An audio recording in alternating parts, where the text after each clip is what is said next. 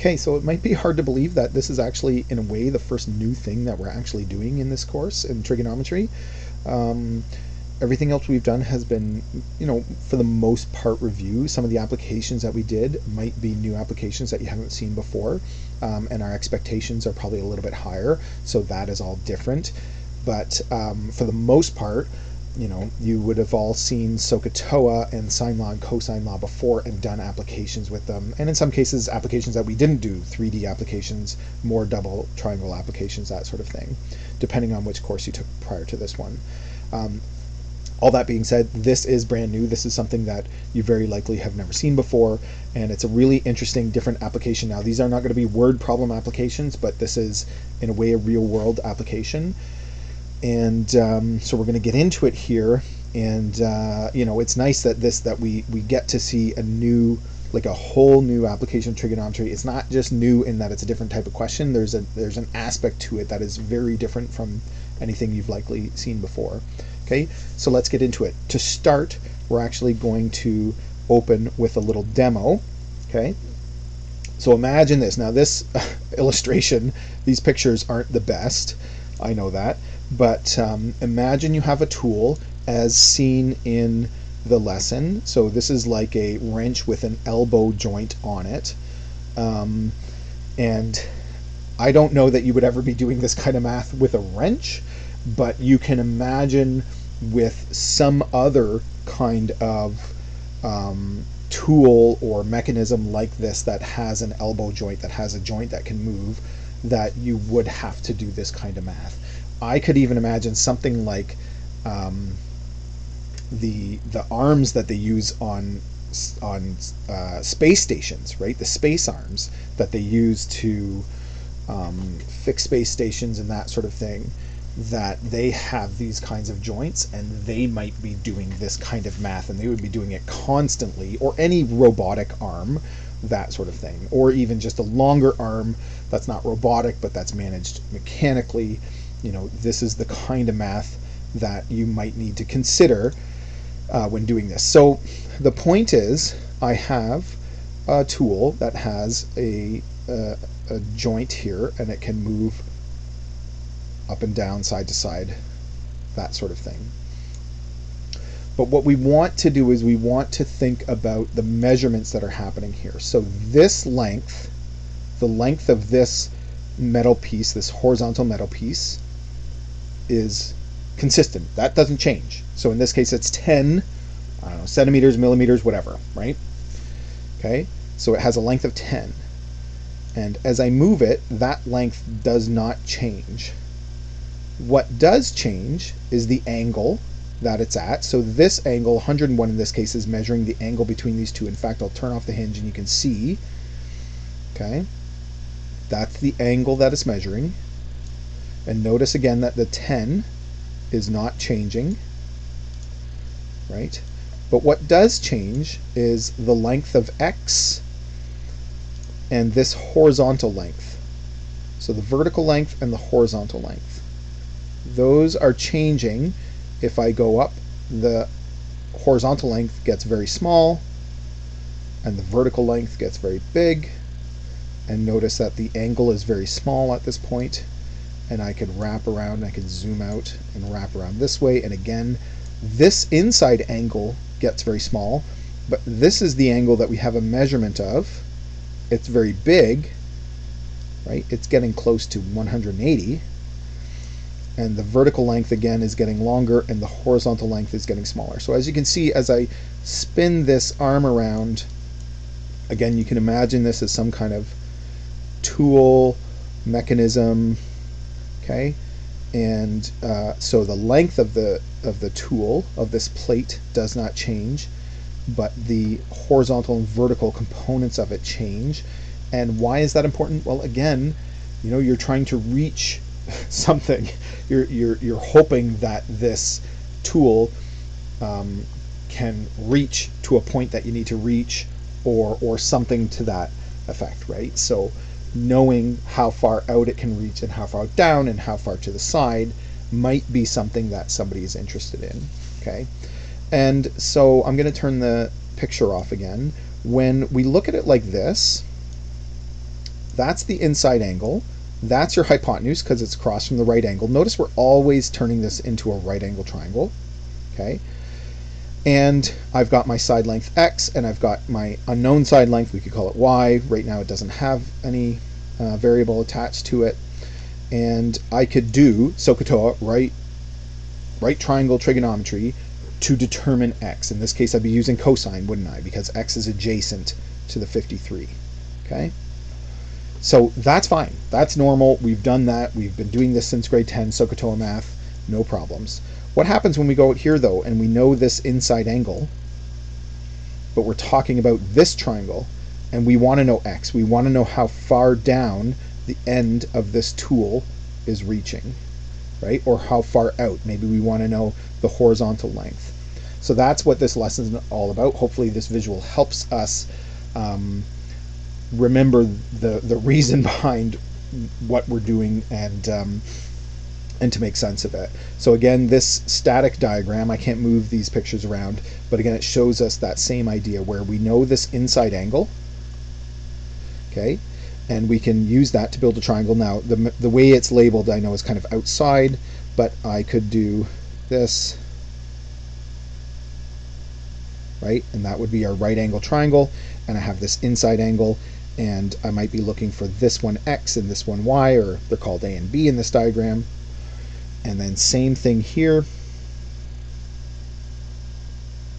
I can make a right angle triangle, but I have the angle measurement, and this makes sense that this is the angle measurement that we would have because that's the angle of this elbow joint of this tool. So it makes sense that that's the angle that we would know. In fact, you could have a tool that has these measurements on it. And so when you bend that arm out, you could just read the angle right off of that tool. Or if it was mechanical or robotic and connected to a computer, the computer would output that angle, right? And it would be 125 degrees. But the reason why this is different is because that angle is outside of the triangle, right? It's not in the triangle. So that's the idea behind what we're doing. We're calling this obtuse angles because an obtuse angle is an angle that's between 90 degrees and 180 degrees, and that's when you have a big angle like this, okay? And so these are sort of applications dealing with obtuse angles. Now, when it comes down to it, there's going to be two different ways that we can approach all of these kinds of questions, okay? So we're going to do just two examples, one of each type, one where we're solving for a length, one where we're solving for an angle, and we're going to do both of them with both methods, and it will be your job to decide which method you like the best. And whichever method you like best, you learn that method and you go with it, right? So you'll see when we get into it that the two methods are quite different, and one of them I think is really interesting to reflect on, but if you don't like that method and you want to use the other one, that's fine. Just make sure you know which method you like and make sure you're ready, to answer questions based on that method. Okay, but it always comes back to this visual demonstration and these diagrams, thinking of like that explain to us why we need another level of understanding or another step in our method in order to solve these questions, in particular when you have an obtuse angle. Now in the homework, some of the questions I believe are not obtuse. Let me flip over there. Yeah, some of them aren't, right? So this one is just not obtuse at all. And so you'll see when you scroll through the homework, some of them have obtuse angles, some of them don't. Sometimes you're looking for a side length. Sometimes you're looking for an angle. So there is a variety of different kinds of questions. And there's not too many questions. There's only 6. But, that's enough for us to think through. And hopefully while you're doing this, you're sort of reflecting on how it's different. The approach that you take in each different case is a little bit different. Okay, let's get into it. So again, we're going to go over both methods and understand why they are what they are, why they work the way they work, and then you're going to pick the method that you like the best. Okay, and both questions that we're looking at are both obtuse. So we're not looking at acute angle questions. Those ones you've already seen, so you should be able to figure that out yourself. If not, of course, ask questions, but hopefully you can. Now, the first thing we're going to do is we're going to think about the triangle that gets drawn. We are not drawing that triangle, okay? That's not helpful. We are trying to find this length. So the triangle we are going to draw is here, okay?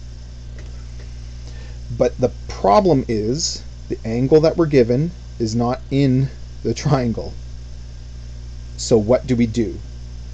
Well, again, what we're going to do is we're going to go back and realize that if the angle were inside the triangle, I would be using cosine to find the length of this vertical length, the length of x.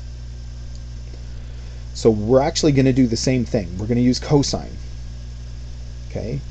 And we're just going to pretend that this angle is inside, like that. And we're going to just solve it the way we normally would, and we'll see what happens, and we'll interpret that answer. So cos theta is adjacent over hypotenuse. Okay, and cos theta, which is 132, the obtuse angle. It's strange, I know, but again, this is, step by step. Every question is going to kind of be the same, so we can just get familiar with it and practice it and then be comfortable with that. Okay. And I mean, these questions could be modified where you would have to use tan or sine or something like that, but we're not going to do that in this course. We're just going to kind of keep with this one type of question, because I think we would have to devote more time to it if we were going to explore other extensions to this. And on its own, it's a strange idea that we're doing SOHCAHTOA with an angle that's not inside the triangle. Okay, but we're going to learn something about this, which is interesting, like I said. So adjacent is x. Maybe I should have labeled the triangle, right? Hypotenuse. This is the angle that we're talking about, so across from that is opposite. And then adjacent, and that's why we're using cosine. Hopefully at this point we're all familiar with that and comfortable with that. Okay, so we've got cos 132 is x over 11. Move the 11 over.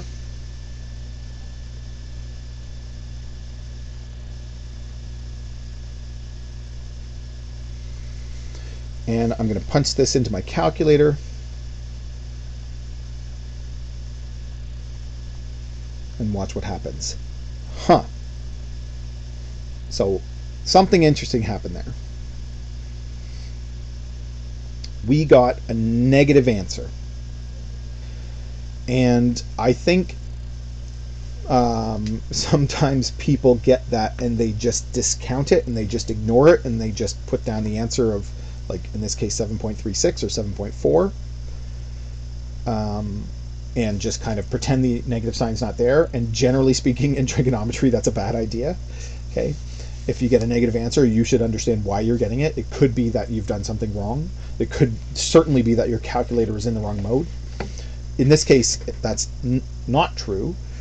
But let's think about what that answer means. And I'm going to go back to the demo to think about this. So when I find this length, it's inside the triangle. And if you think about this point here, and the angle is at that point, the calculation that we've got is up from there. So what this negative is saying is it's saying we're going down from there. The negative is actually direction. You can't have a negative length, but negative often in mathematics means a direction, right? Which way are we going? Are we going further from something or closer to something? But in this case, it means, in a sense, we can interpret this as, is that a length up or is that a length down? Or we're going to say, is it a length above the horizontal or below the horizontal? And depending on what you're doing, if you're working in some kind of job or something like that, you can interpret this in all kinds of different ways. We're going to, again, keep it simple and consistent, and we're going to interpret it up or down, above or below. Okay? And so that's what we're always going to do. But I hope that makes sense. So if we get a positive answer, it's just a regular old triangle, and we get this length inside the triangle. But when we get a negative, what we can do in this case is interpret it to mean it's a measurement outside of the angle of the triangle. And so we're going to interpret it as being below. So what I'm going to do, and these are the expectations for the test, is I'm going to round to one decimal place, and I'm going to put negative 7.4. Okay, so I'm going to write it out with the negative, but then I'm going to do a quick therefore. 7.4 centimeters in this case below.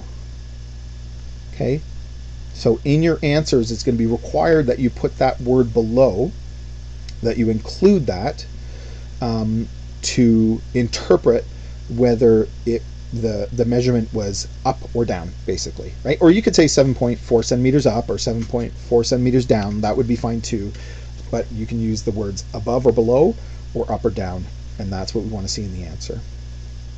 Okay. Now that's one way of doing it. One way of doing it is using the obtuse angle, more than 90 degrees, and when you do that, you're going to get a negative answer, and then interpreting that answer. So what's the other way that we could do this? Okay, so I'm going to get rid of all of this stuff. I'm actually going to put the triangle back. And everybody's going to be different. Some people, I think this way, whoops, that wasn't good. This way is going to be simpler for some people. Some people are going to like this way better. It's just going to make sense for them, and that's fine. It's an extra step. It's a small step. But, so it's up to you. You still have to interpret your answer. The work is going to look very similar. But it's up to you if you want to do the quick extra step, or if you want to do it this way and get a negative answer that you have to interpret. Okay.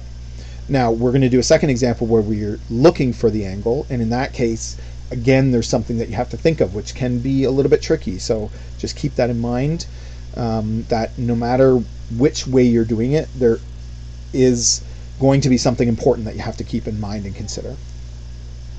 So the other way that we can do it, again, we have this right triangle, is we're not going to use 132 as our theta. We are going to find this angle, and we're going to call that our theta. And how are we going to do that? Well, something that we learned back in grade 9, and we haven't really talked about this, it's similar to triangles, okay, is that two angles on a straight line together, so that's this angle and this angle, right, add up to 180. So just like a triangle, if I want to find the missing angle, I do 180 minus 132.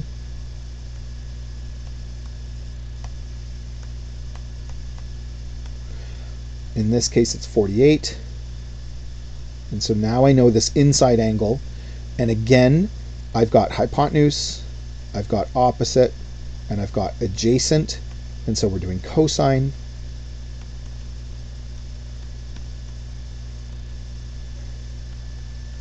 But I'm going to use 48 instead. And again, something kind of cool actually happens here. So let's see it. Go through this quickly because we already kind of did this. Notice, like I said, whoops, the math is all the same. I still get 11 on the bottom, which comes over and gets multiplied. Like, look at these two lines. They're identical, right, except for the angle. 11 cos 48. And if you went further in math and explored trigonometry further, there's something about trigonometry where there's so many different ways that you can look at things and that you can approach things, and they all give you the same answer, and they all come around, they all fit together, and they all make sense, like this big mosaic puzzle where all the pieces fit. It's really cool. It takes a long time to go through all that material, and we're not going to do it in this course. But trust me, there's something really interesting about trigonometry, how everything fits. And watch what happens. Look at how I get that exact same answer, except it's not negative, right? But it's exactly the same. And so again, it's going to round to 7.4, but it's not negative, right? Because I used the acute inside angle, but I still calculate the same length, but I interpret it in a slightly different way, because when I used 132, I'm using that outside angle, right? And so it's down from that angle, from this angle, which is still adjacent. It's 7.4 centimeters down from it. Whereas if I use this inside angle, which in this case again was 48, it's not down from that. It is using that angle, right? And so let me get rid of this calculator for a second. And so I just get a positive answer. I'm still going to interpret this because that's just going to be the expectation for our class. And the reason why, we know that it's below is because we did this, right? We found the inside angle. We knew that we were given the obtuse angle, and we had to find the inside angle. So we still know that it's below. So again, when you're doing the work, let me go up to these two. One of these is below, and the other one's above. So that is something that you have to consider in each one of your answers. Okay, but there's your two methods. One method is find the inside angle by subtracting from 180. You're going to do that same thing every time. And some people are going to like that because the negative might throw you. Or use the obtuse angle, and then you're going to get a negative answer. And I want to see you writing the negative answer like that, but then interpreting your answer like that. Okay, so two methods. This one is a little bit different in that we're looking for theta. And we're going to do both methods. Again, both methods work. I would imagine you're going to use the same method in each case. You're either going to be working with negatives or you're going to subtract from 180. But you don't have to. I mean, if you mix and match, that's fine too. So I'm going to think about this triangle.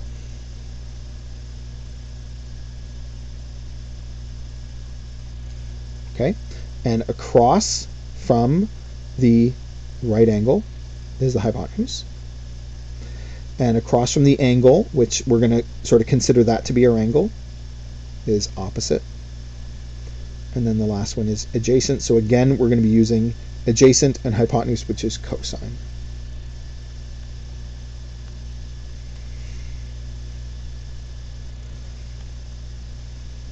Now again, this is a little bit weird. This is new. This is what I said. This is like brand new, very different. If I want to use the method that uses negative lengths, then I have to know that in this case, my length is down. It's below, right? It's below the horizontal.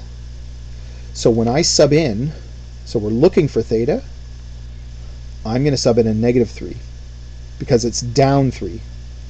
Okay, that's just something you have to know. You don't have to do it this way. There's the other way to do it, but you have to pick which way you like and go with it. Now in our calculator, watch what happens. Shift cos, so we're doing the inverse of cos because we're looking for an angle, -3 divided by 7. And we get an obtuse angle, 115 degrees. Okay, I'm going to round that to the nearest degree. Whoops.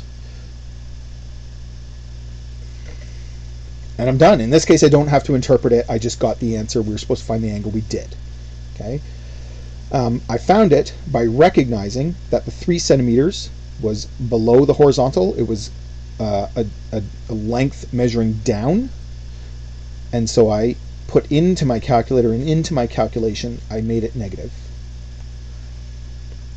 What if I had not done that?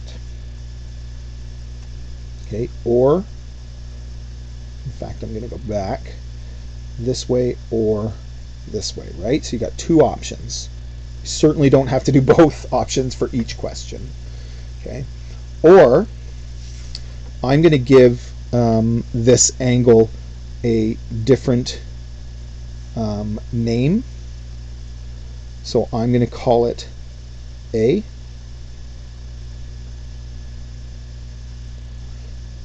So I'm still using cos. This theta, by the way, is different from that theta. That's not the theta that we mean. So cos of A, the inside angle, is adjacent. Notice the difference over hypotenuse 7. Notice how in one case I put it in as negative, and in the other case I did not. And when I put it in as negative, I'm solving for theta, because it's down from theta. So it's going to give me the obtuse angle. But if I put it in as a positive, it's going to find this inside acute angle, which is not what the question is asking us to find, so we need an extra step to finish the question. Shift cos 3 divided by 7. 64.6, or 65.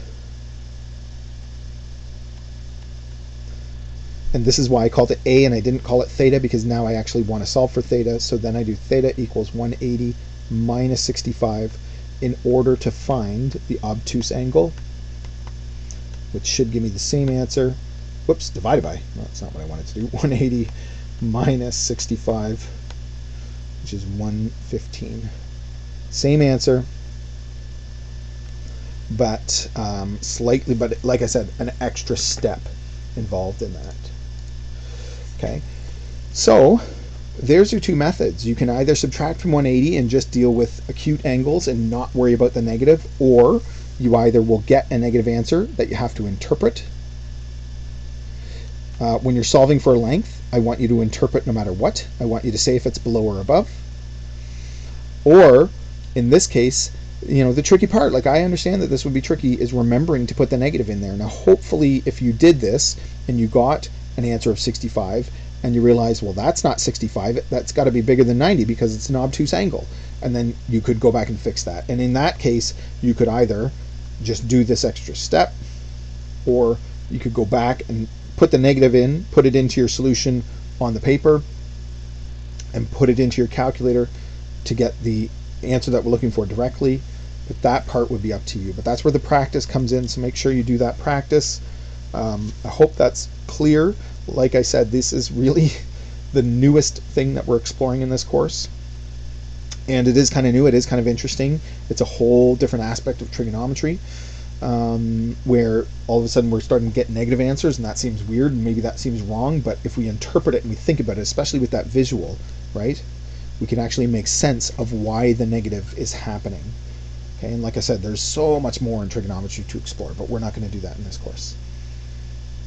Okay, so hopefully that makes sense. And if you have any questions, as always, feel free to email them in or find the time to ask. But the really important thing that I just will stress one final time is pick a method that you like and figure out and get comfortable solving each type of question with that method.